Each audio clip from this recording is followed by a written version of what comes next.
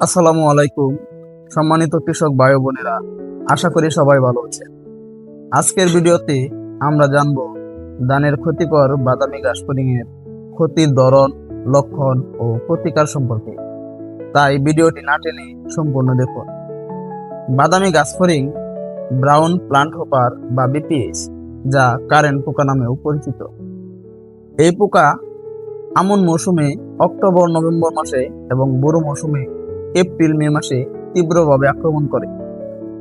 উষ্ণ ও আর্দ্র আবহাওয়ায় এই পোকা ব্যাপকভাবে আক্রমণ করে থাকে। এছাড়াও জমিতে অতিরিক্ত ইউরিয়া সার ব্যবহারের কারণে এবং সঠিক দূরত্ব মেনে লাইন লঘু পদ্ধতিতে চারা রোপণ না করলেও এই পোকার আক্রমণ বাড়ে। ধান গাছের গোড়ায় যেখানে আলো বাতাস না পৌঁছায়, অন্ধকারাচ্ছন্ন থাকে, এমন পরিবেশে এই পোকার বংশবিস্তারের জন্য উপযোগী। এই পোকার বাচ্চা বা নিম্ফ এবং পূর্ণাঙ্গ পোকা উভয়ই ধান গাছের গোড়া বা পাতার খুলে দলবদ্ধভাবে বসে গাছের রস চুষে খায়, যার ফলে গাছ নিস্তেজ হয়ে পড়ে। তীব্র আক্রমণে গাছ প্রথমে হলুদ, তারপর কমলা বাদামি রং ধারণ করে এবং শেষে শুকিয়ে মারা যায়। মনে হয় জমিতে যেন বাজ পড়েছে। একে হপার বান বলা হয়। হপার বান হলে জমির ফসল শতভাগ নষ্ট হয়ে যাওয়ার সম্ভাবনা থাকে। কাজ থোর অবস্থায় বা থোর আসার পর আক্রমণ হলে ধান চিটা হয়ে যায়, শীষ ছোট হয়ে যায়, দানা অপরিপক্ক হয় এবং দানার ওজন কমে যায়।